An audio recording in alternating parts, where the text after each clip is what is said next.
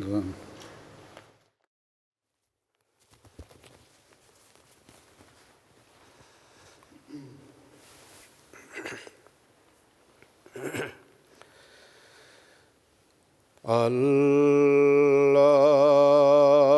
اللہ اکبر،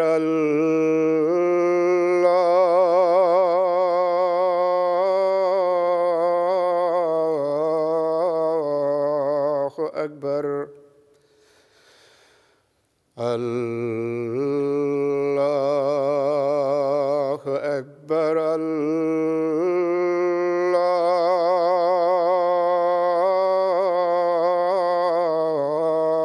اللہ اکبر، اشہد ان لا الہ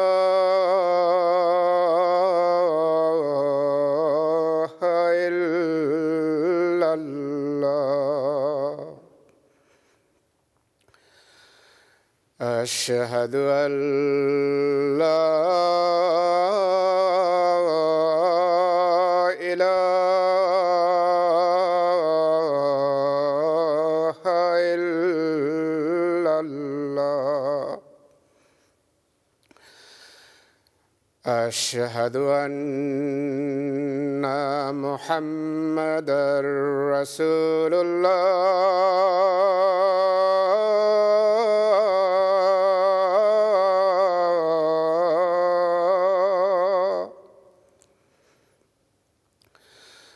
اشہد ان محمدا رسول اللہ، حی علی الصلاۃ،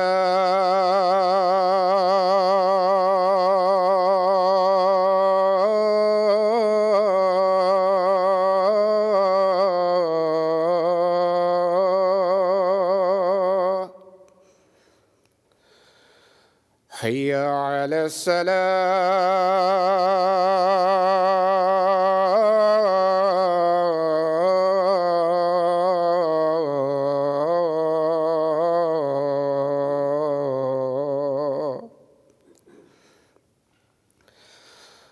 حی علی الفلاح،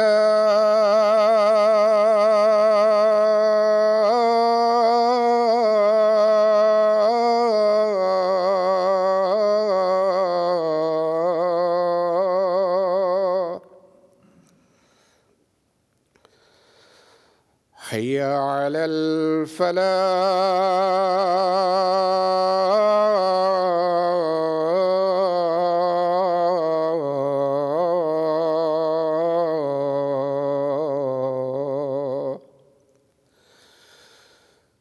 اللہ اکبر، اللہ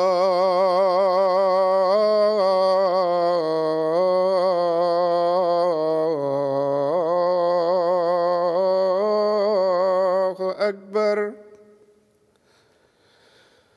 لا الہ الا اللہ.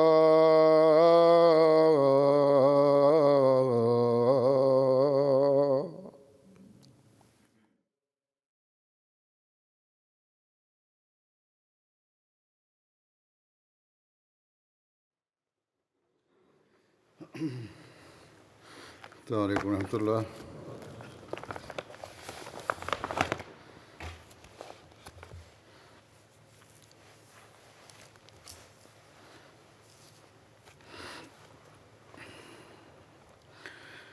أشهد أن لا إله إلا الله وحده لا شريك له وأشهد أن محمدا عبده ورسوله أما بعد فأعوذ بالله من الشيطان الرجيم بسم الله الرحمن الرحيم الحمد لله رب العالمين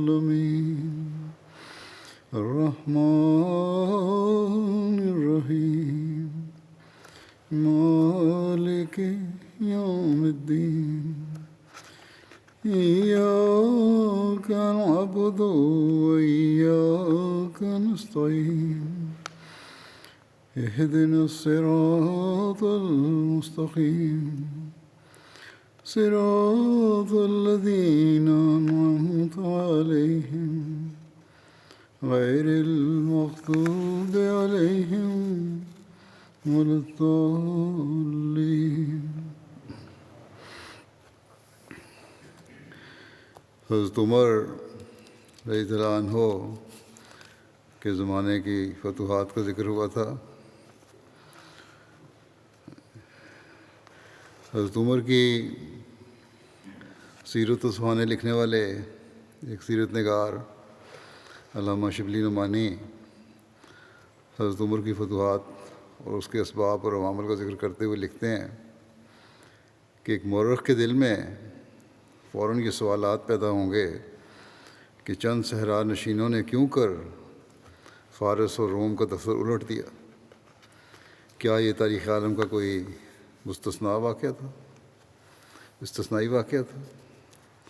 آخر اس کے اسباب کیا تھے؟ کیا ان واقعات کو اسکندر اور چنگیز خان کی فتوحات سے تشبیہ دی جا سکتی ہے؟ جو کچھ ہوا اس میں فرمانروائی خلافت کا کتنا حصہ تھا؟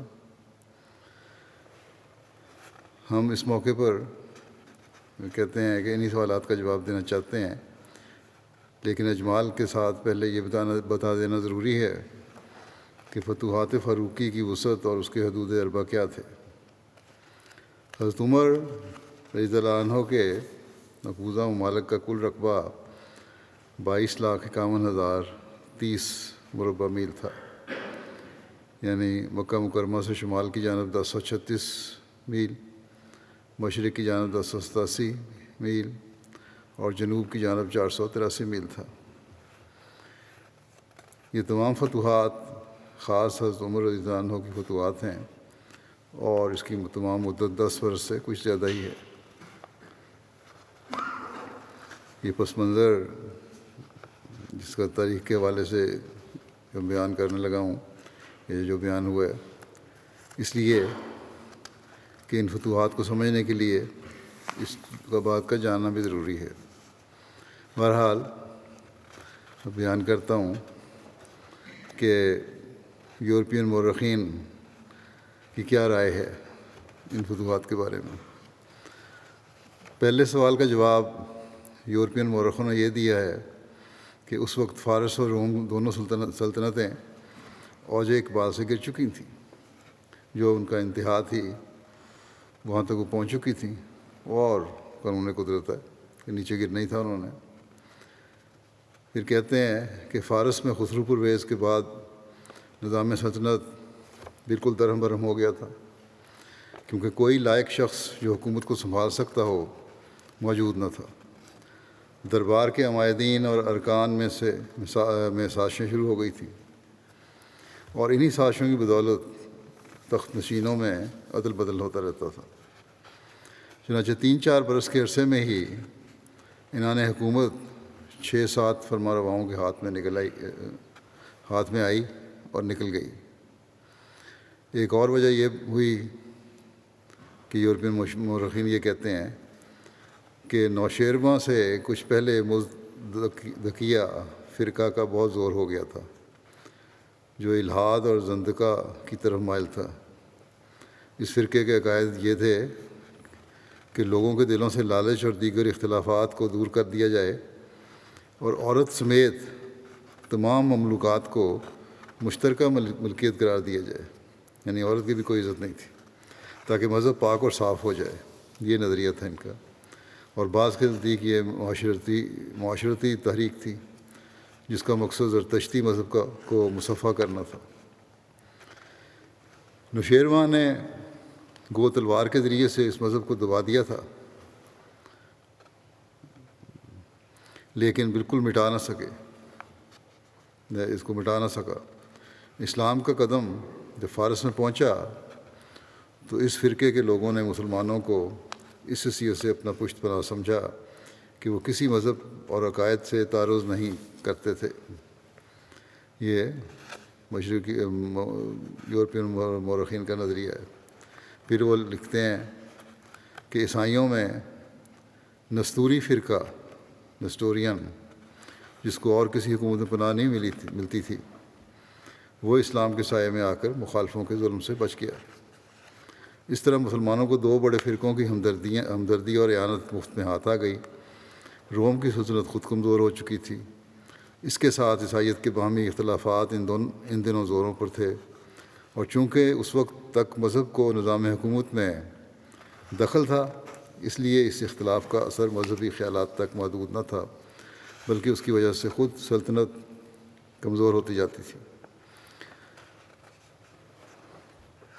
علامہ اس موقف کی تردید کرتے ہوئے بیان کرتے ہیں، جو یورپین مورخین کی رائے تھی جو بیان ہوئی ہے ابھی، یہ جواب کہتے ہیں کہ یہ جواب گو واقعیت سے بالکل خالی نہیں ہے، لیکن جس قدر واقعیت ہے اس سے زیادہ طرز استدلال کی ملمہ سازی ہے، جو یورپ کا خاص انداز ہے۔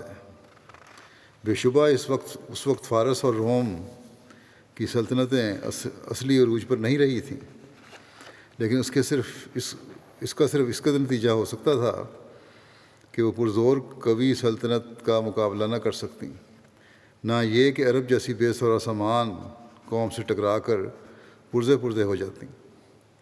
روم اور فارس اور فنون جنگ میں ماہر تھے۔ یونان میں خاص قواعد حرب پر جو کتابیں لکھی گئی تھیں اور جو اب تک موجود ہیں، رومیوں میں ایک مدت تک اس کا عملی رواج رہا۔ اس کے ساتھ رسد کی فراوانی تھی، سر و سامان کی بہتات تھی، آلات جنگ کے تنوع تھا، مختلف قسم کی چیزیں تھیں، فوجوں کی کثرت میں کمی نہیں آئی تھی، اور سب سے بڑھ کر یہ کہ کسی ملک پر چڑھ کر جانا نہ تھا، بلکہ اپنے ملک میں، اپنے قلعوں میں، اپنے مورچوں میں رہ کر اپنے ملک کی حفاظت کرنی تھی۔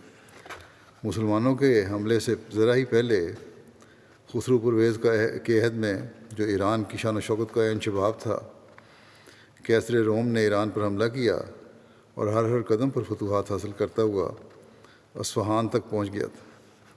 شام کے صوبے جو ایرانیوں نے چھین لیے تھے واپس لے لیے اور نئے سرے سے نظم و نسق قائم کیا۔ ایران میں خسرو پرویز تک عموماً مسلم ہے کہ سلطنت کو نہایت جاہ و جلال تھا۔ خسرو پرویز کی وفات سے اسلامی حملے تک صرف 3-4 برس کی مدت ہے۔ اتنے تھوڑے عرصے میں ایسی قوم اور قدیم سلطنت کہاں تک کمزور ہو سکتی تھی؟ البتہ تخت نشینوں کی عدل بدل سے نظام میں فرق آ گیا تھا، لیکن چونکہ سلطنت کے اجزاء یعنی خزانہ، فوج اور محاصل میں کوئی کمی نہیں آئی تھی، اس لیے جب یزدگرد تخت نشین ہوا اور درباریوں نے اصلاح کی طرف توجہ کی تو فوراً نئے سرے سے وہی ٹھاٹ قائم ہو گئے۔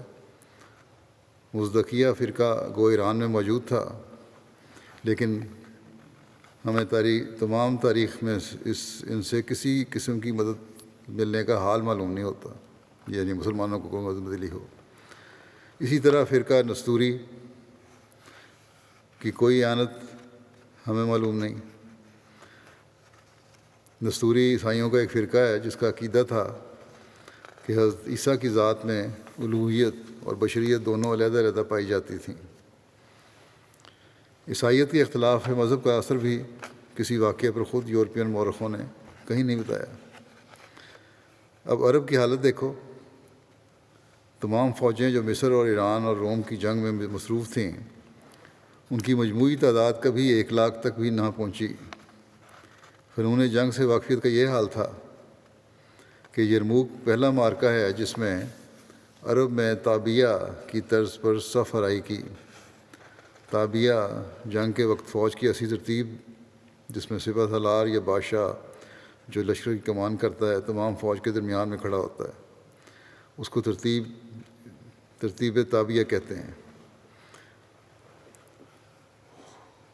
خود، زرہ، چلتا لوہے یا فولاد کی پوشاک جو تھی، جوشن زرہ کی قسم ہے ایک، بختر، 4 آئینہ فولاد کی 4 پلیٹیں جو سینے اور پشت اور دونوں دورانوں پر باندھی جاتی تھیں، آنی دستانے، جہلم خود پر لگی ہوئی لوہے کی کڑیاں یا نقاب، موزے جو ہر ایرانی سپاہی کا لازمی ملبوس جنگ تھا۔ اس میں سے عربوں کے پاس صرف زرہ تھی اور وہ بھی اکثر چمڑے کی ہوتی تھی۔ ان کی سارے یہ پروٹیکشن کا سامان لوہے کا تھا، اور عربوں کے پاس اگر تھا بھی کچھ چھوٹا موٹا تو وہ چمڑے کا۔ رکاب لوہے کے بجائے لکڑی کی ہوتی تھی۔ آلات جنگ میں گرز اور کمند سے عرب بالکل آشنا نہیں تھے۔ گرز ایک ہتھیار کا نام ہے جو اوپر سے گول اور موٹا ہوتا ہے اور نیچے دستہ لگا ہوتا ہے اور دشمن کے سر پر مارتے ہیں۔ کمند پھندا یا جال یا رسی۔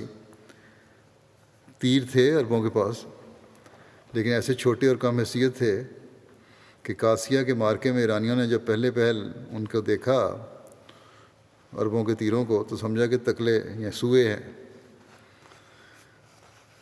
مصنف ان کے اصلی اسباب بیان کرتے ہوئے لکھتے ہیں، مسلمان علامہ صاحب، کہ ہمارے نزدیک اس سوال کا اصلی جواب صرف اس قدر ہے کہ مسلمانوں میں اس وقت پیغمبر اسلام صلی اللہ علیہ وسلم کی بدولت جو جوش، عزم، استقلال، بلند حوصلگی، دلیری پیدا ہو گئی تھی، اور جس کو حضرت عمر نے اور زیادہ قوی اور تیز کر دیا تھا، روم اور فارس کی سلطنتیں عین عروج کے زمانے میں بھی اس کی ٹکر نہیں اٹھا سکتی تھی۔ البتہ اس کے ساتھ اور چیزیں بھی مل گئی تھیں جنہوں نے فتوحات میں نہیں بلکہ قیام حکومت میں مدد دی۔ اس میں سب سے مقدم چیز مسلمانوں کی راست بازی اور دیانتداری تھی۔ جو ملک فتح ہوتا تھا وہاں کے لوگ مسلمانوں کی راست بازی، سچائی کے اس قدر گرویدہ ہو جاتے تھے کہ باوجود اختلاف مذہب کے ان کی سلطنت کا زوال نہیں چاہتے تھے۔ یرموک کے معرکے سے قبل جنگ کے لیے جب مسلمان شام کے اضلاع سے نکلے تو تمام عیسائی رعایا نے پکارا کہ خدا تم کو پھر اس ملک میں لائے، اور یہودیوں نے تو رایت ہاتھ میں لے کر کہا کہ ہمارے جیتے جی کیسر اب یہاں نہیں آ سکتا۔ رومیوں کی حکومت جو شام اور مصر میں تھی وہ بالکل جابرانہ تھی، اس لیے رومیوں نے جو مقابلہ کیا وہ سلطنت اور فوج کے زور سے کیا، رعایا ان کے ساتھ نہیں تھی۔ مسلمانوں نے جب سلطنت کا زور توڑا تو آگے مطلع صاف تھا، کوئی روک نہیں تھی، یعنی رعایا کی طرف سے کسی قسم کی مزاحمت نہیں ہوئی۔ البتہ ایران کی حالت اس سے مختلف تھی۔ وہاں سلطنت کے نیچے بہت سے بڑے بڑے رئیس تھے جو بڑے بڑے اضلاع اور صوبوں کے مالک تھے۔ وہ سلطنت کے لیے نہیں بلکہ خود اپنی ذاتی حکومت کے لیے لڑتے تھے۔ یہی وجہ تھی کہ پائے تخت کے فتح کر لینے پر بھی فارس میں ہر قدم پر مسلمانوں کو مزاحمتیں پیش آئیں، لیکن عام رعایا وہاں بھی مسلمانوں کی گرویدہ ہوتی جاتی تھی، اور اس لیے فتح کے بعد بقائے حکومت میں ان سے بہت مدد ملتی تھی، حکومت کے قیام میں مدد ملتی تھی۔ ایک اور بڑا سبب یہ تھا کہ مسلمانوں کا اول حملہ شام اور عراق پر ہوا، اور دونوں مقامات پر کثرت سے عرب آباد تھے۔ شام میں دمشق کا حاکم غسانی خاندان تھا جو برائے نام کیسر کا محکوم تھا۔ عراق میں لخمی خاندان والے دراصل ملک کے مالک تھے، گو کسریٰ کو خراج کے طور پر کچھ دیتے تھے۔ ان عربوں نے اگرچہ اس وجہ سے کہ عیسائی ہو گئے تھے اول مسلمانوں کا مقابلہ کیا، لیکن قومی اتحاد کا جذبہ رائے گاہ نہیں جا سکتا تھا۔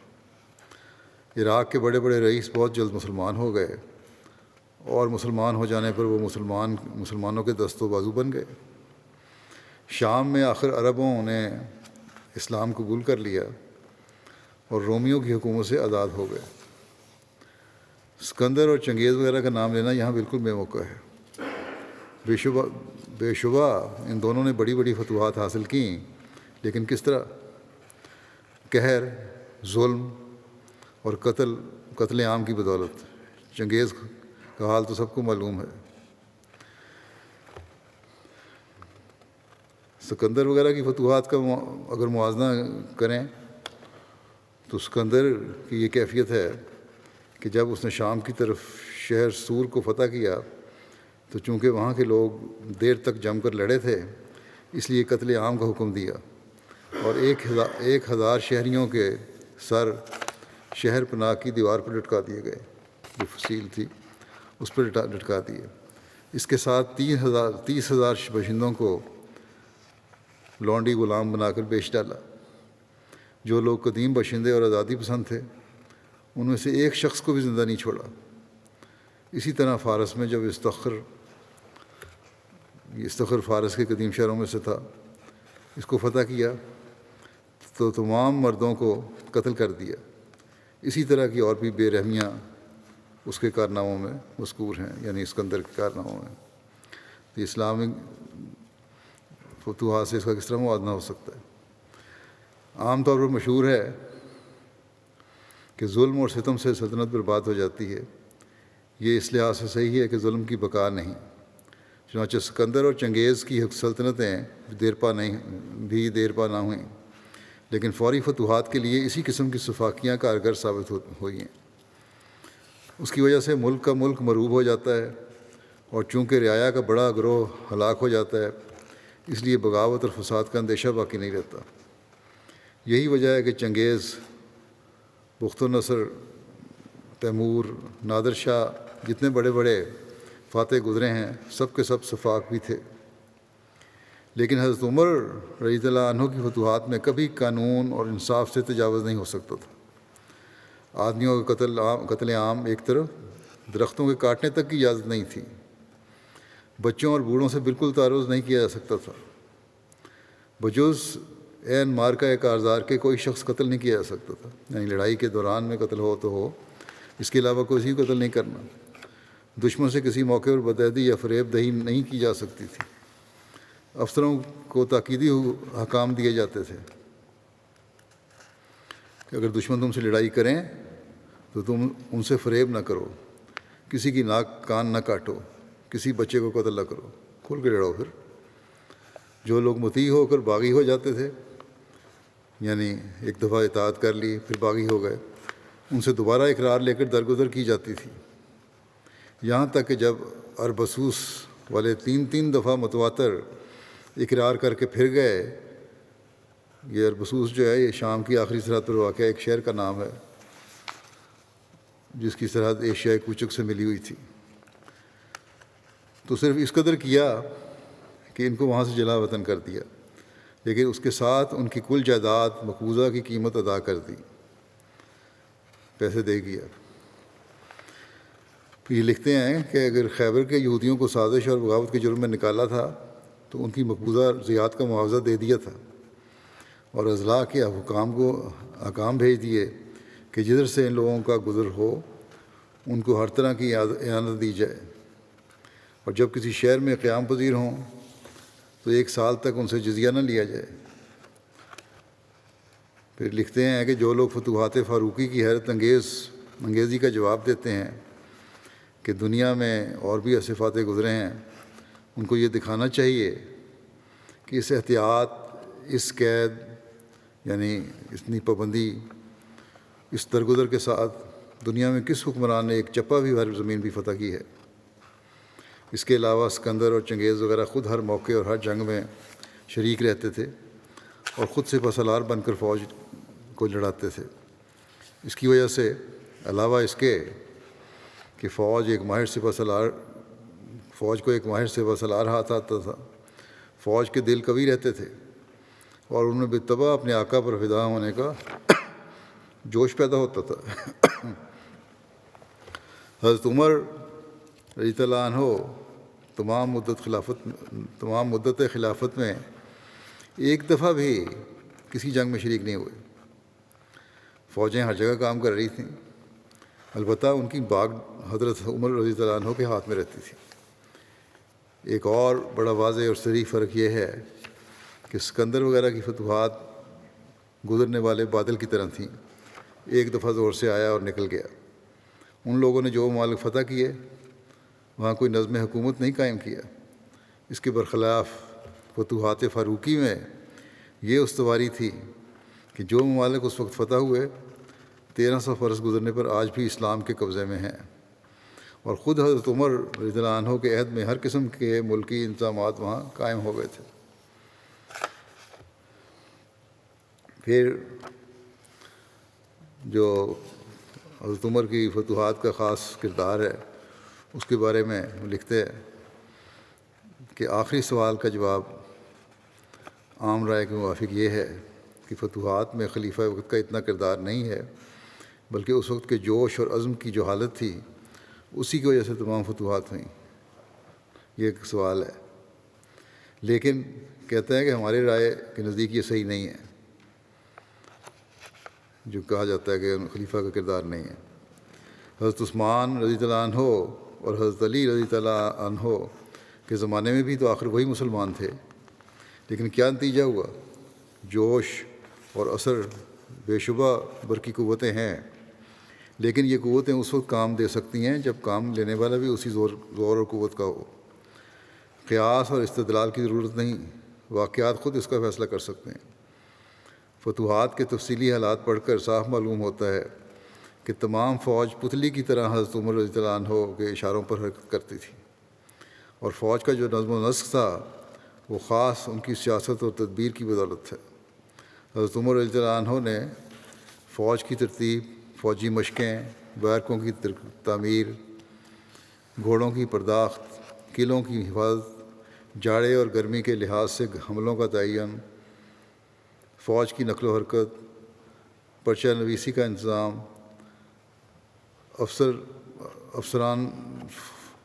افسران فوجی کا انتخاب، یعنی جو فوجی افسران تھے ان کا انتخاب، قلعہ شکن آلات کا استعمال، یہ اور اس قسم کے امور خود ایجاد کیے اور ان کو کس عجیب و غریب زور و قوت کے ساتھ قائم رکھا۔ یہ حضرت عمر کا خاصہ ہے۔ عراق کی فتوحات میں حضرت عمر رضی اللہ عنہ نے در حقیقت خود سپہ سالاری کا کام کیا تھا۔ فوج جب مدینہ سے روانہ ہوئی تو ایک منزل بلکہ راستے تک خود متعین کر دیا تھا کہ یہاں سے جانا ہے، یہاں سے گزرنا ہے، یہاں یہ کرنا ہے، اور اس کے موافق تحریری احکام بھیجتے رہتے تھے۔ فوج جب قادسیہ کے قریب پہنچی تو موقع کا نقشہ منگوا کر بھیجا اور اس کے لحاظ سے فوج کی ترتیب اور صف آرائی سے متعلق ہدایتیں بھیجیں۔ جس قدر افسر جن کاموں پر مامور ہوتے تھے ان کے خاص حکم کے موافق مامور ہوتے تھے۔ تاریخ طبری میں عراق کے واقعات کو تفصیل سے دیکھو تو صاف نظر آتا ہے کہ ایک بڑا سپہ سالار دور سے تمام فوجوں کو لڑا رہا ہے، اور جو کچھ ہوتا ہے اس کے اشاروں پر ہوتا ہے۔ ان تمام لڑائیوں میں جو 10 برس کی مدت میں پیش آئیں، سب سے زیادہ خطرناک 2 موقع تھے۔ ایک نہامند کا مارکا، جب ایرانیوں نے فارس کے صوبہ جات میں ہر جگہ نقیب دوڑا کر تمام ملک میں آگ لگا دی تھی اور لاکھوں فوج مہیا کر کے مسلمانوں کی طرف بڑھے تھے۔ دوسرے جب کیسر روم نے جزیرہ والوں کو اعانت سے دوبارہ حمص پر چڑھائی کی تھی۔ ان دونوں مارکوں میں صرف حضرت عمر رضی اللہ عنہ کی حسن تدبیر تھی جس نے ایک طرف ایک اٹھتے ہوئے طوفان کو دبا دیا اور دوسری طرف ایک کوہ گراں کے پرخچے اڑا دیے۔ ان واقعات کی تفصیل کے بعد یہ دعویٰ صاف ثابت ہو جاتا ہے کہ جب سے دنیا کی تاریخ معلوم ہے آج تک کوئی شخص فاروق اعظم رضی اللہ تعالیٰ عنہ کے برابر فاتح اور کشور کشا نہیں گزرا جو فتوحات اور عدل اور دونوں کا جامع ہو، فتوحات بھی ملی ہوں اور عدل و انصاف بھی قائم کیا ہو۔ حضرت صلی اللہ علیہ وسلم کا حضرت عمر کو شہادت کی دعا دینا کے بارے میں آتا ہے، اور شہید کہا اپنے حضرت عمر کو۔ حضرت عبداللہ بن عمر سے مروی ہے کہ ایک مرتبہ رسول اللہ صلی اللہ علیہ وسلم نے حضرت عمر کو سفید کپڑوں میں ملبوس دیکھا۔ آپ نے دریافت فرمایا، کیا تمہارے یہ کپڑے نئے ہیں یا دھلے ہوئے؟ حضرت ابن عمر کہتے ہیں کہ مجھے یاد نہیں رہا کہ حضرت عمر نے اس کا کیا جواب دیا، لیکن رسول اللہ صلی اللہ علیہ وسلم نے آپ کو دعا دیتے ہوئے فرمایا کہ نئے کپڑے پہنو اور قابل تعریف زندگی گزارو اور شہیدوں کی موت پاؤ اور حضرت ابن عمر کہتے ہیں کہ میرا خیال ہے کہ آپ نے یہ بھی فرمایا کہ اللہ تمہیں دنیا اور آخرت میں آنکھوں کی ٹھنڈک عطا کرے۔ حضرت انس بن مالک بیان کرتے ہیں کہ نبی کریم صلی اللہ علیہ وسلم، حضرت ابوبکر، حضرت عمر اور حضرت عثمان احد پہاڑ پر چڑھے تو وہ ان کے سمیت ہلنے لگا۔ آپ صلی اللہ علیہ وسلم نے فرمایا، احد ٹھہر جا، تجھ پر ایک نبی، ایک صدیق اور 2 شہید ہیں۔ حضرت ابی بن کعب سے روایت ہے کہ رسول کریم صلی اللہ علیہ وسلم نے فرمایا کہ جبرائیل نے مجھے کہا کہ عالم اسلام حضرت عمر کی وفات پر روئے گا۔ شہادت کی تمنا جو حضرت عمر کو تھی اس کے بارے میں آتا ہے ایک روایت میں کہ نبی کریم صلی اللہ علیہ وسلم کی زوجہ مطہرہ ام المومنین حضرت حفصہ بیان کرتی ہیں کہ میں نے اپنے والد کو یہ کہتے ہوئے سنا کہ اللہم ارزقنی قتلاً فی سبیلے کا و وفاتاً فی بلد نبیے کا، کہ اے اللہ مجھے اپنے رستے میں شہادت نصیب فرما اور مجھے اپنے نبی صلی اللہ علیہ وسلم کے شہر میں وفات دے۔ کہتی ہیں کہ میں نے کہا یہ کیسے ممکن ہے؟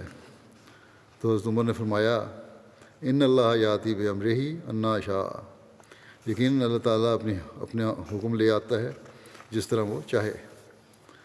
حضرت عمر نے شہادت کے متعلق جو دعا کی تھی اس کا تذکرہ کرتے ہوئے حضرت مسلم موعود رضی اللہ عنہ فرماتے ہیں کہ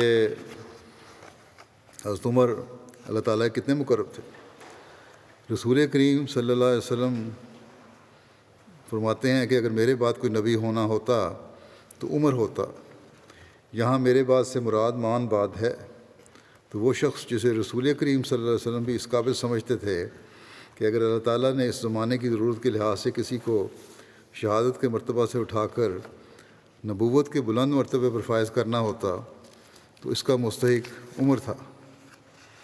وہ عمر رضی اللہ عنہ ہو جس کی قربانیوں کو دیکھ کر یورپ کے اشد ترین مخالف بھی تسلیم کرتے ہیں کہ اس قسم کی قربانی کرنے اور اس طرح اپنے آپ کو مٹا دینے والا انسان بہت کم ملتا ہے، اور جس کی خدمات کے متعلق وہ یہاں تک غلف کرتے ہیں کہ اسلام کی ترقی کو ان سے ہی وابستہ کرتے ہیں۔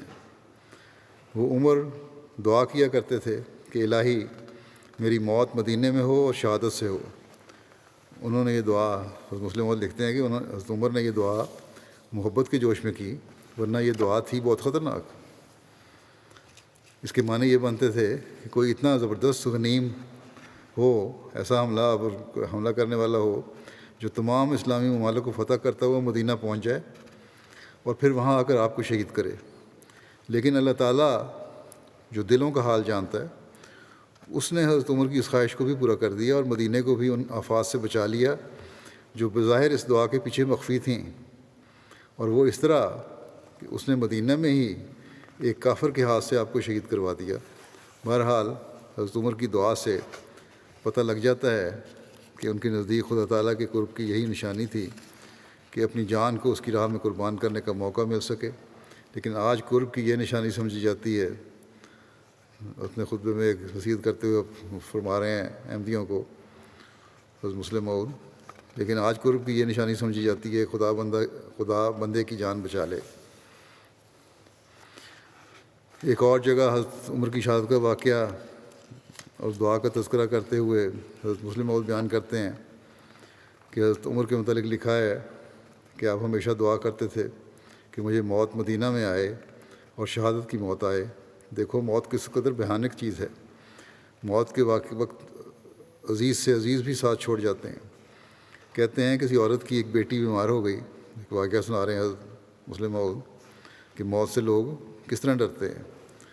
اس ڈرنے کا واقعہ اس طرح ہے، ایک واقعہ ہے، کہانی ہے کہ کسی عورت کی بیٹی بیمار ہو گئی، وہ دعائیں کرتی تھی خدایا میری بیٹی بچ جائے اور اس کی جگہ میں مر جاؤں، بہت پیار کا اظہار کر رہی تھی بیٹی سے۔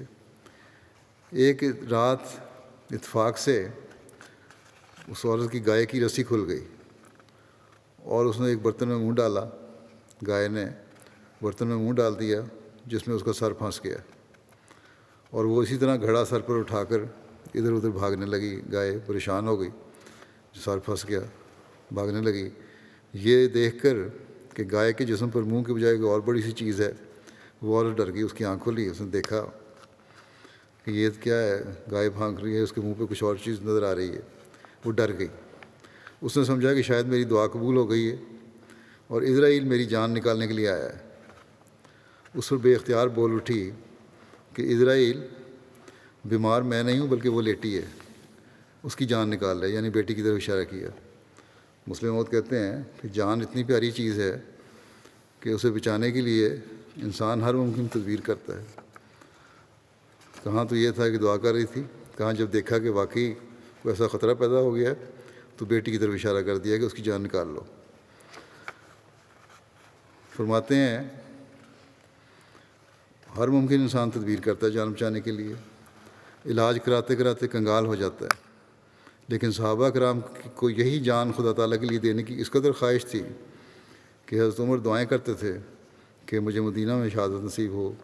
مجھے خیال آیا، حضرت مسلم فرماتے ہیں کہ مجھے خیال آیا کہ آیا کرتا ہے کہ حضرت عمر کی یہ دعا کس قدر خطرناک تھی۔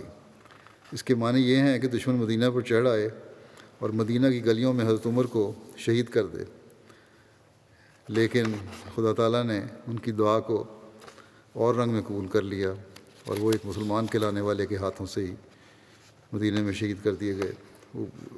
یہی جاتا ہے کہ شہید کرنے والا کافر تھا، لیکن بعض جگہ یہ بھی روایت مل جاتی ہے کہ شاید مسلمان کہلاتا تھا، لیکن بہرحال عمومی طور پر یہی ہے کہ وہ کافر تھا۔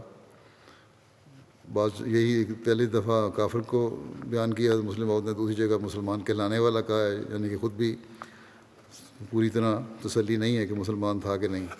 اور بعض کے نزدیک وہ شخص مسلمان نہ تھا، ہاں یہ خود ہی لکھ رہے ہیں، فرما رہے ہیں کہ بعض کے نزدیک وہ شخص مسلمان نہ تھا، بہرحال وہ ایک غلام تھا جس سے خدا تعالیٰ نے حضرت عمر کو شہید کرا دیا۔ تو انسان خود جن چیزوں کو چاہتا ہے اور خواہش رکھتا ہے وہ اس کے لیے مصیبت نہیں ہوتی۔ یہ بھی ایک خطبے میں بیان فرمایا تھا واقعہ حضرت مسلم عورت نے۔ حضرت عمر کی شہادت اور وفات کے متعلق صحابہ کرام کا رویا حضرت ابو بردہ اپنے والد سے روایت کرتے ہیں کہ حضرت عوف بن مالک نے ایک خواب دیکھا کہ لوگ ایک میدان میں جمع کیے گئے ہیں، ان میں سے ایک شخص دوسرے لوگوں سے تین ہاتھ بلند ہے۔ میں نے پوچھا یہ کون ہے؟ کہا یہ عمر بن خطاب ہیں۔ میں نے پوچھا کہ وہ کس وجہ سے باقی لوگوں سے بلند ہیں؟ کہا ان میں 3 خوبیاں ہیں، وہ اللہ کے معاملے میں کسی ملامت کرنے والے کی ملامت سے نہیں ڈرتے، وہ اللہ کی راہ میں شہادت پانے والے ہیں، اور وہ خلیفہ ہیں جنہیں خلیفہ بنایا جائے گا۔ پھر حضرت عوف یہ سن کے حضرت ابوبکر کے پاس آئے اور انہوں نے یہ بتایا، تو حضرت ابوبکر نے حضرت عمر کو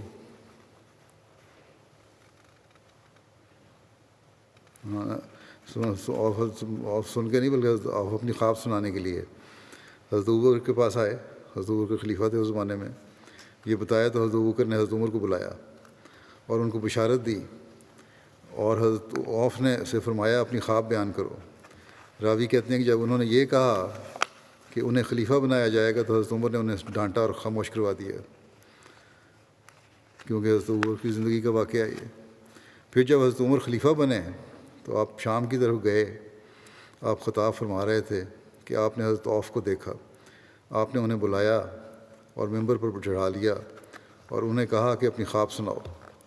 انہوں نے اپنی خواب سنائی۔ اس پر حضرت عمر نے فرمایا جہاں تک اس امر کا تعلق ہے کہ میں اللہ کے معاملے میں کسی ملامت کرنے والے کی ملامت سے نہیں ڈرتا، تو میں امید رکھتا ہوں کہ اللہ تعالیٰ مجھے ان میں سے بنا دے گا، اور جہاں تک اس بات کا تعلق ہے کہ مجھے خلیفہ بنایا جائے گا تو میں خلیفہ مقرر ہو چکا ہوں، اور میں اللہ سے دعا کرتا ہوں کہ جو اس نے میرے سپرد کیا ہے وہ اس میں میری مدد فرمائے، اور جہاں تک اس بات کا تعلق ہے کہ شہید کیا جاؤں گا تو مجھے شہادت کیسے نصیب ہو سکتی ہے؟ میں جزیرہ عرب میں ہی رہتا ہوں اور اپنے گرد گرد کے لوگوں سے جنگ نہیں کرتا۔ پھر فرمایا اگر اللہ نے چاہا تو وہ اس شہادت کو لے آئے گا، یعنی اللہ وہ بظاہر حالات نہیں ہیں لیکن اللہ چاہے تو لا سکتا ہے۔ حضرت انس بن مالک سے مروی ہے کہ حضرت ابو موسیٰ اشعری بیان کرتے ہیں کہ میں نے خواب میں دیکھا کہ میں نے بہت سے راستے اختیار کیے، پھر وہ سب مٹ گئے، صرف ایک راستہ رہ گیا اور میں اس پر چل پڑا، یہاں تک کہ میں ایک پہاڑ پر پہنچا تو کیا دیکھتا ہوں کہ اس پر رسول اللہ صلی اللہ علیہ وسلم ہیں اور آپ کے پہلو میں حضرت ابوبکر ہیں، اور آپ حضرت عمر کو اشارے سے بلا رہے ہیں کہ وہ آئیں۔ تو میں نے کہا انا للہ و انا الیہ راجعون، اللہ کی قسم امیر المومنین فوت ہو گئے۔ یہ کہتے ہیں خواب دل میں۔ حضرت انس کہتے ہیں کہ میں نے کہا آپ یہ خواب حضرت عمر کو نہیں لکھیں گے؟ انہوں نے کہا میں ایسا نہیں کہ حضرت عمر کو ان کی وفات کی خبر دوں۔ سعید بن ابو ہلال سے مروی ہے کہ حضرت عمر بن خطاب نے جمعہ کے دن لوگوں سے خطاب کیا، آپ نے اللہ کی حمد و ثنا بیان کی جسم کا وہ اہل ہے، پھر فرمایا اے لوگوں مجھے ایک خواب دکھایا گیا ہے جس سے میں سمجھتا ہوں کہ میری وفات کا وقت قریب ہے۔ میں نے دیکھا کہ ایک سرخ مرغ ہے جس نے مجھے 2 مرتبہ چونچ ماری ہے۔ چنانچہ میں نے یہ رویا اسماء بنت امیس سے بیان کیا تو انہوں نے بتایا، یعنی تعبیر یہ کی کہ اجمیوں میں سے کوئی شخص مجھے قتل کرے گا۔ حضرت عمر کے واقعہ شہادت کے بارے میں لکھا ہے کہ حضرت عمر پر کس دن حملہ ہوا اور آپ کس دن دفن ہوئے، اس سلسلہ میں مختلف روایات ملتی ہیں۔ طبقات کبریٰ میں لکھا ہے کہ حضرت عمر پر بدھ کے روز حملہ ہوا اور جمعرات کے دن آپ کی وفات ہوئی۔ حضرت عمر کو 26 ذوالحجہ 23 ہجری کو حملہ کر کے زخمی کیا گیا اور 1 محرم 24 ہجری صبح کے وقت آپ کی تدفین ہوئی۔ عثمان اخنس کہتے ہیں کہ آپ کی وفات 26 ذوالحجہ بدھ کے روز ہوئی۔ ابو معاشر کہتے ہیں کہ حضرت عمر کو 27 ذوالحجہ کو شہید کیا گیا۔ تاریخ طبری اور تاریخ ابن اسیر کے علاوہ اکثر مورخین کے نزدیک حضرت عمر 26 ذوالحجہ 23 ہجری کو زخمی ہوئے اور 1 محرم 24 ہجری کو آپ کی وفات ہوئی اور اسی روز آپ کی تدفین ہوئی۔ شہادت کے واقعہ کی تفصیل صحیح بخاری میں یوں بیان ہوئی ہے۔ عمر بن میمون بیان کرتے ہیں کہ میں نے حضرت عمر بن خطاب کو ان کے زخمی کیے جانے سے کچھ دن پہلے مدینہ میں دیکھا۔ وہ حذیفہ بن یمان اور عثمان بن حنیف کے پاس رکے اور فرمانے لگے کہ عراق کی اراضی کے لیے جس کا انتظام خلافت کی جانب سے ان کے سپرد تھا، تم دونوں نے کیا کیا ہے؟ کیا تمہیں یہ اندیشہ تو نہیں کہ تم دونوں نے زمین پر ایسا لگان مقرر کیا ہے جس کی وہ طاقت نہیں رکھتی؟ ان دونوں نے کہا کہ ہم نے وہی لگان مقرر کیا ہے جس کی وہ طاقت رکھتی ہے، یعنی زمین کا اتنے پوٹینشیل ہے کہ وہ اس میں سے نکل سکے اتنی فصل، اس میں کوئی زیادتی نہیں کی گئی۔ حضرت عمر نے فرمایا پھر دیکھ لو کہ تم لوگوں نے زمین پر ایسا لگان تو مقرر نہیں کیا جس کی وہ طاقت نہ رکھتی ہو۔ راوی کہتے ہیں ان دونوں نے کہا نہیں۔ حضرت عمر نے کہا اگر اللہ نے مجھے سلامت رکھا تو میں ضرور اہل عراق کی بیواؤں کو اس حال میں چھوڑوں گا کہ وہ میرے بعد کبھی کسی شخص کی محتاج نہ ہوں گی۔ راوی نے کہا پھر اس گفتگو کے بعد حضرت عمر پر ابھی 4تھی رات نہیں آئی تھی کہ وہ زخمی ہو گئے۔ راوی نے کہا کہ جس دن وہ زخمی ہوئے میں کھڑا تھا، میرے اور ان کے درمیان سوائے حضرت عبداللہ بن عباس کے کوئی نہ تھا، اور آپ کی عادت تھی کہ جب 2 صفوں کے درمیان سے گزرتے تو فرماتے جاتے کہ صفیں سیدھی کر لو، یہاں تک کہ جب دیکھتے کہ ان میں کوئی خلل نہیں رہ گیا تو آگے بڑھتے اور اللہ اکبر کہتے۔ اور بسا اوقات نماز فجر میں سورہ یوسف یا سورہ نحل یا ایسی ہی صورت پہلی رکعت میں پڑھتے تاکہ لوگ جمع ہو جائیں۔ ابھی انہوں نے اللہ اکبر کہا ہی تھا کہ میں نے ان کو کہتے سنا کہ مجھے قتل کر دیا، یا کہا مجھے کتے نے کاٹ کھایا ہے۔ جب اس نے آپ پر وار کیا، یعنی حملہ آور نے، تو وہ اجمی 2 دھاری چھری لیے ہوئے بھاگا۔ وہ کسی کے پاس سے نہ گزرتا، دائیں اور بائیں نگر اس کو زخمی کرتا جاتا، یعنی کہ جہاں سے بھی گزرتا اس خوف سے کہ لوگ یا کوئی پکڑنے والا اگر کوئی پکڑنے کی کوشش کرتا تو وہ اسی چھری سے اس پر بھی وار کرتا جاتا اور لوگوں کو زخمی کرتا جاتا تھا، یہاں تک کہ اس نے 13 آدمیوں کو زخمی کیا، ان میں سے 7 مر گئے۔ مسلمانوں میں سے ایک شخص نے جب یہ دیکھا، اس نے کوٹ، بخاری میں اس جگہ برنس کا لفظ آیا ہے جو اس کپڑے کو کہتے ہیں جس کے ساتھ سر ڈھانپنے والا حصہ بھی ساتھ ہوتا ہے، لمبا چوگا اور سر ڈھانپنا ساتھ ہی ٹوپی جیسی لگی ہوتی ہے، جڑا ہوا ہو، لمبی ٹوپی کو بھی کہتے ہیں۔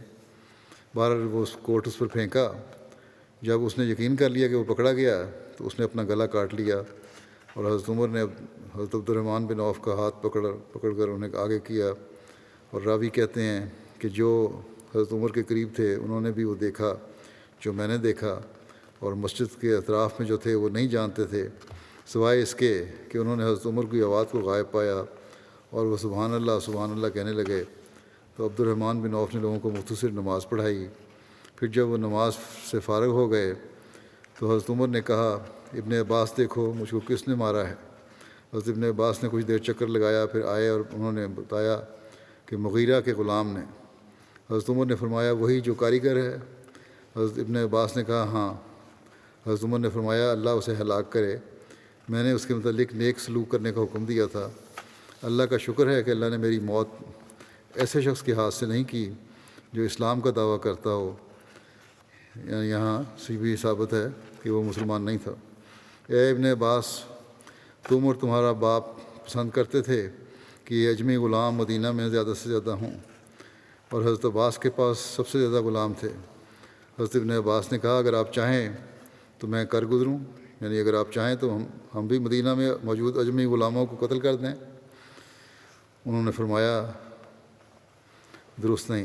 حضرت عمر نے فرمایا کہ نہیں، درست نہیں ہے۔ کہا کہ خصوصاً جب کہ اب وہ تمہاری زبان میں گفتگو کرتے ہیں اور تمہارے قبلے کی طرف منہ کر کے نمازیں پڑھتے ہیں اور تمہاری طرح حج کرتے ہیں۔ بہت سے غلام ایسے بھی تھے جو مسلمان ہو گئے تھے۔ پھر ہم انہیں یعنی حضرت عمر کو اٹھا کر ان کے گھر لے گئے۔ ہم بھی ان کے ساتھ چلے گئے گھر میں۔ ایسا معلوم ہوتا تھا کہ گویا مسلمانوں پر اس دن سے پہلے ایسی کوئی مصیبت نہیں آئی۔ کوئی کہتا کچھ نہیں ہوگا اور کوئی کہتا مجھے ان کے بارے میں خطرہ ہے کہ وہ جانور نہ ہو سکیں گے۔ آخر ان کے پاس نبیذ لائی گئی اور انہوں نے اس کو پیا جو ان کے پیٹ سے نکل گئی۔ پھر ان کے پاس دودھ لایا گیا، انہوں نے اسے پیا، وہ بھی آپ کے زخم سے نکل گیا۔ تو لوگ سمجھ گئے کہ آپ کی وفات ہو جائے گی۔ عمر بن میمون کہتے ہیں، پھر ہم ان کے پاس گئے اور دیگر لوگ بھی آئے جو ان کی تعریف کرنے لگے، اور ایک نوجوان شخص آیا، اس نے کہا، امیر المومنین، آپ اللہ کی اس بشارت سے خوش ہو جائیں جو آپ کو رسول اللہ صلی اللہ علیہ وسلم کے صحابی ہونے کی وجہ سے حاصل ہے، اور ابتداء میں اسلام لانے کے شرف کی وجہ سے ہے، جسے آپ خوب جانتے ہیں۔ پھر آپ خلیفہ بنائے گئے اور آپ نے انصاف کیا، پھر شہادت۔ حضرت عمر نے فرمایا، میری تو یہ آرزو ہے کہ یہ باتیں برابر ہی برابر رہیں، نہ میرا مواخذہ ہو اور نہ مجھے ثواب ملے۔ جب وہ پیٹھ پھوڑ کر جانے لگا تو اس کا تہ من زمین سے لگ رہا تھا۔ حضرت عمر نے فرمایا، اس لڑکے کو میرے پاس واپس لاؤ۔ فرمانے لگے، میرے بھتیجے، اپنا کپڑا اٹھائے رکھو، اس سے تمہارا کپڑا بھی زیادہ دیر چلے گا، زمین سے گھسرنے سے پھٹے گا نہیں، اور یہ فعل تمہارے رب کے نزدیک تقویٰ کے زیادہ قریب ہوگا۔ پھر یعنی بلا وجہ بعض ہو تکبر پیدا ہو جاتا تھا اس زمانے میں۔ لمبے کپڑے اس لیے بھی لوگ پہنتے تھے کہ عمارت کی نشانی ہو، تو انہوں نے کہا تکبر نہ پیدا ہو کہ تقویٰ کے قریب ہے۔ پھر عبداللہ بن عمر کو کہنے لگے، دیکھو مجھ پر کتنا قرض ہے۔ انہوں نے حساب کیا تو اس کو 86,000 درہم یا اس کے قریب پایا۔ حضرت عمر نے فرمایا کہ اگر عمر کے خاندان کی جائیداد اس کو پورا کر دے تو پھر ان کی جائیداد سے اس کو ادا کر دو، ورنہ بنو عدی بن کعب سے مانگنا۔ اگر ان کی جائیدادیں بھی پوری نہ کریں تو قریش سے مانگنا اور اس کے سوا کسی کے پاس نہ جانا۔ یہ قرض میری طرف سے ادا کر دینا۔ حضرت عائشہ ام المومنین کے پاس جاؤ اور ان سے کہنا کہ عمر کو آپ کو سلام کہتے ہیں، اور امیر المومنین نہ کہنا کیونکہ آج میں مومنوں کا امیر نہیں، اور ان سے کہنا کہ عمر بن خطاب اس بات کی اجازت چاہتا ہے کہ اسے ان کے دونوں ساتھیوں کے ساتھ دفن کیا جائے۔ بخاری کی شرح عمدۃ القاری میں ہے کہ حضرت عمر نے ایسا اس وقت کہا تھا جب آپ کو موت کا یقین ہو گیا تھا، اور حضرت عائشہ کے لیے اس میں اشارہ تھا کہ امیر المومنین کہنے کی وجہ سے ڈرے نہیں۔ چنانچہ عبداللہ نے سلام کہا اور اندر آنے کی اجازت مانگی۔ پھر ان کے پاس اندر گئے تو انہیں دیکھا کہ بیٹھی ہوئی رو رہی تھیں۔ حضرت عبداللہ نے کہا، عمر بن خطاب آپ کو سلام کہتے ہیں اور اپنے دونوں ساتھیوں کے ساتھ دفن ہونے کی اجازت مانگتے ہیں۔ حضرت عائشہ کہنے لگیں کہ میں نے اس جگہ کو اپنے لیے رکھا ہوا تھا، لیکن آج میں اپنی ذات پر ان کو مقدم کروں گی۔ جب حضرت عبداللہ لوٹ کر آئے تو حضرت عمر سے کہا گیا کہ عبداللہ بن عمر آ گئے ہیں۔ انہوں نے کہا، مجھے اٹھاؤ، تو ایک شخص نے آپ کو سہارا دے کر اٹھایا۔ آپ نے پوچھا، کیا خبر لائے ہو؟ عبداللہ نے کہا، امیر المومنین، وہی جو آپ پسند کرتے ہیں۔ حضرت عائشہ نے اجازت دے دی ہے۔ کہنے لگے الحمدللہ، اس سے بڑھ کر اور کسی چیز کی مجھے فکر نہ تھی۔ جب میں مر جاؤں تو مجھے اٹھا کر لے جانا، پھر سلام کہنا اور یہ کہنا کہ عمر بن خطاب اجازت مانگتا ہے۔ اگر انہوں نے میرے لیے اجازت دی تو مجھے اندر حجرے میں تدفین کے لیے لے جانا، اور اگر انہوں نے مجھے لوٹا دیا تو پھر مجھے مسلمانوں کے قبرستان میں واپس لے جانا۔ ام المومنین حضرت حفصہ آئیں اور دوسری عورتیں بھی ان کے ساتھ آئیں۔ جب ہم نے ان کو دیکھا تو ہم چلے گئے۔ وہ ان کے پاس اندر گئیں اور کچھ دیر ان کے پاس روتی رہیں۔ پھر جب کچھ مردوں نے اندرونی حصے میں آنے کی اجازت مانگی تو وہ مردوں کے آتے ہی اندر چلی گئیں اور ہم اندر سے ان کے رونے کی آواز سنتے رہے۔ لوگوں نے کہا امیر المومنین وصیت کر دیں، کسی کو خلیفہ مقرر کر جائیں۔ انہوں نے کہا میں اس خلافت کا حقدار ان چند لوگوں میں سے بڑھ کر اور کسی کو نہیں پاتا کہ رسول اللہ صلی اللہ علیہ وسلم ایسی حالت میں فوت ہوئے کہ آپ ان سے راضی تھے، اور انہوں نے حضرت علی، حضرت عثمان، حضرت زبیر، حضرت طلحہ، حضرت سعد اور حضرت عبد الرحمن بن عوف کا نام لیا اور کہا عبداللہ بن عمر تمہارے درمیان موجود رہے گا، لیکن اس امر یعنی خلافت میں اس کا کوئی حق نہیں ہوگا۔ اگر خلافت سعد کو مل گئی تو پھر وہی خلیفہ ہو، ورنہ جو بھی تم میں سے امیر بنایا جائے وہ سعد سے مدد لیتا رہے، کیونکہ میں نے ان کو اس لیے معزول نہیں کیا تھا کہ وہ کسی کام کے کرنے سے عاجز تھے، اور نہ اس لیے کہ کوئی خیانت کی تھی۔ نیز فرمایا میں اس خلیفہ کو جو میرے بعد ہوگا پہلے مہاجرین کے بارے میں وصیت کرتا ہوں کہ وہ ان کے حقوق ان کے لیے پہچانیں، ان کی عزت کا خیال رکھیں۔ میں انصار کے متعلق بھی بھلائی کی وصیت کرتا ہوں جو مدینہ میں پہلے سے رہتے تھے اور مہاجرین کے آنے سے پہلے ایمان قبول کر چکے تھے۔ جو ان میں سے نیک کام کرنے والا ہو اسے قبول کیا جائے، اور جو ان میں سے قصوروار ہو اسے درگزر کیا جائے۔ اور میں سارے شہروں کے باشندوں کے ساتھ عمدہ سلوک کرنے کی ان کو وصیت کرتا ہوں، کیونکہ وہ اسلام کی پشت پناہ ہیں اور مال کے حصول کا ذریعہ ہیں اور دشمن کے کڑنے کا موجب ہیں، اور یہ کہ ان کی رضامندی سے ان سے وہی لیا جائے جو ان کی ضرورتوں سے بچ جائے۔ اور میں اس کو بدوی عربوں کے ساتھ نیک سلوک کرنے کی وصیت کرتا ہوں، یعنی آئندہ کے خلیفہ کو، کیونکہ وہ عربوں کی جڑ ہیں اور اسلام کا مادہ ہیں۔ یہ کہ ان کے اموال میں سے جو زائد ہے وہ لیا جائے اور پھر ان کے محتاجوں کو لوٹایا جائے۔ اور میں اس کو اللہ کے ذمے اور اس کے رسول صلی اللہ علیہ وسلم کے ذمے کی وصیت کرتا ہوں کہ ان کے عہدوں کو ان کے لیے پورا کیا جائے اور ان کی حفاظت کے لیے جنگ کی جائے اور ان کی طاقت سے زیادہ ان پر بوجھ نہ ڈالا جائے۔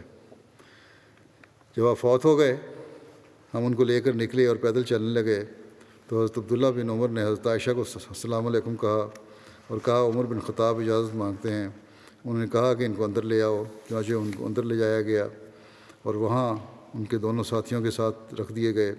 جب ان کی تدفین سے فراغت ہوئی تو آدمی جمع ہوئے جن کا حضرت عمر نے نام لیا تھا تاکہ انتخاب خلافت ہو سکے، اور پھر وہ اگلی کارروائی ہوئی۔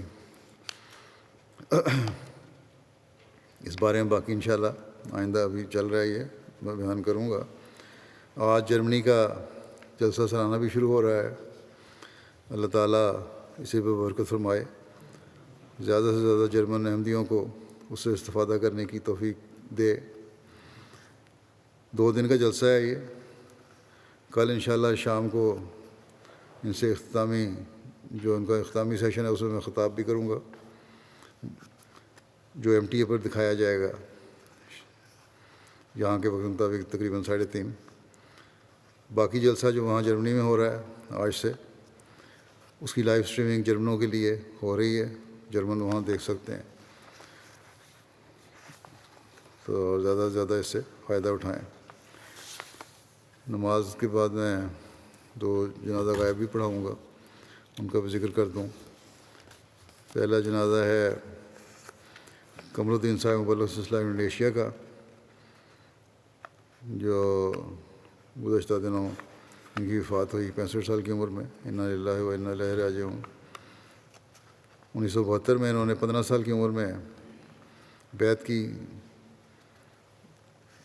اور ابتدائی تعلیم کے بعد اپنی زندگی کی خدمت سلسلہ کے لیے وقف کر دی۔ پھر یہ دینی تعلیم کے لیے پاکستان چلے گئے۔ 30 جون 1986 کو شاہد کی ڈگری حاصل کی اور جولائی 86 میں ان کا تقرر بطور مبلغ ہوا، بڑی خوش الحانی سے اور پرسوز آواز میں تلاوت قرآن کریم کیا کرتے تھے۔ نہایت مخلص اور پرجوش خادم سلسلہ تھے۔ ان کا سلسلہ خدمت تقریباً 35 سال پر محیط ہے۔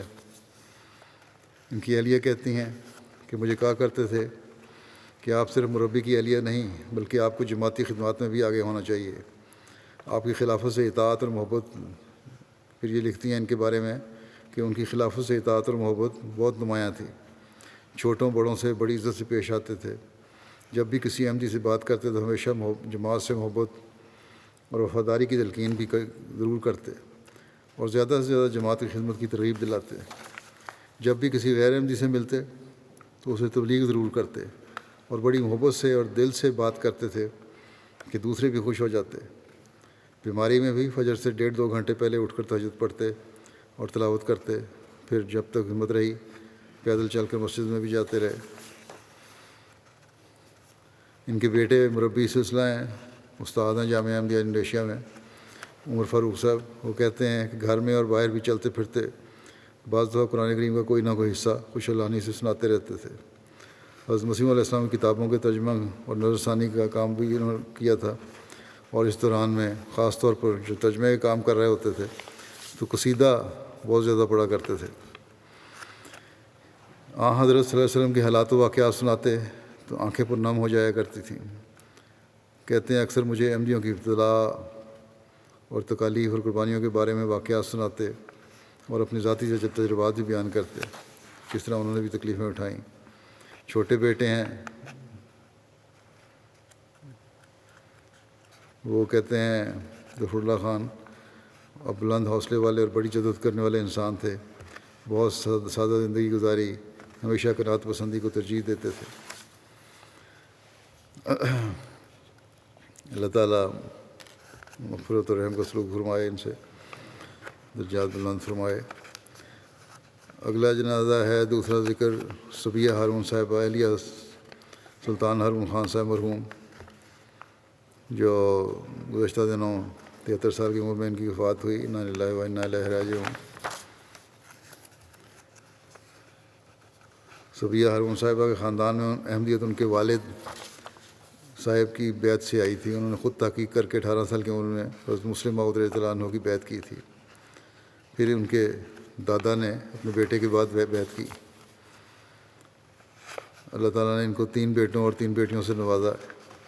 ایک بیٹے ان کے حضرت مسیح رابع رحمہ اللہ تعالیٰ کے داماد ہیں۔ ان کے بڑے بیٹے سلطان محمد خان کہتے ہیں کہ میری والدہ کا سب سے بڑا بیٹا 2 سال کی عمر میں حادثاتی طور پر وفات پا گیا۔ حضرت خلیفہ مسیح ثالث نے جنازے کے موقع پر فرمایا کہ اللہ تعالیٰ نعم البدل بیٹا عطا کرے گا تمہیں، جو خوبصورت بھی ہوگا اور لمبی عمر پانے والا بھی ہوگا۔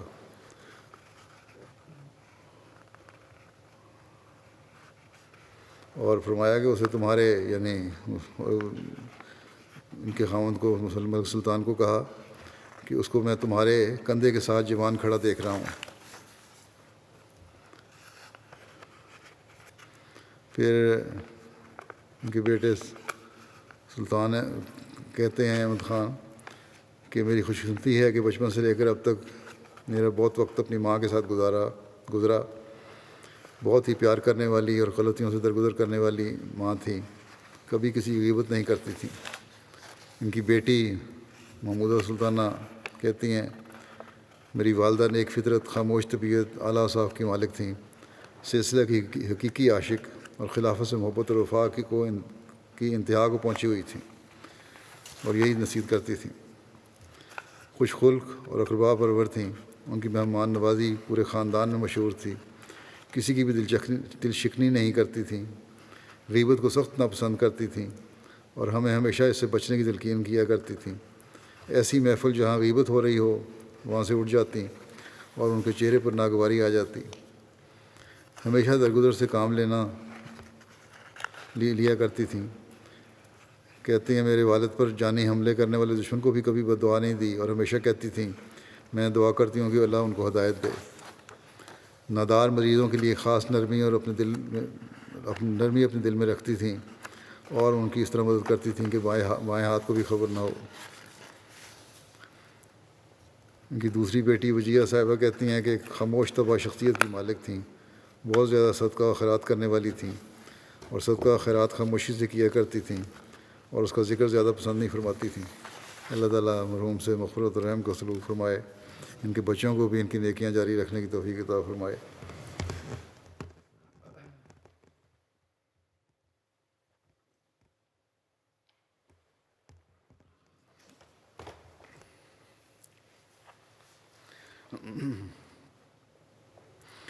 الحمد للہ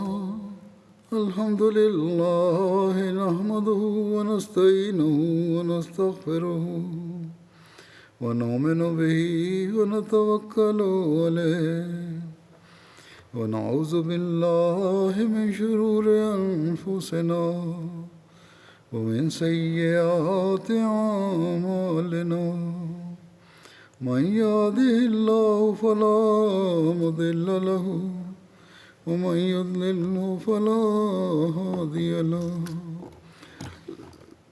ونشهد أن لا إله إلا الله ونشهد أن محمدا عبده ورسوله عباد الله رحمكم الله إن الله يأمر بالعدل والإحسان وإيتاء ذي القربى وينهى عن الفحشاء والمنكر والبغي يعظكم لعلكم تذكرون اذكروا الله يذكركم وادعوه يستجب لكم ولذكر الله أكبر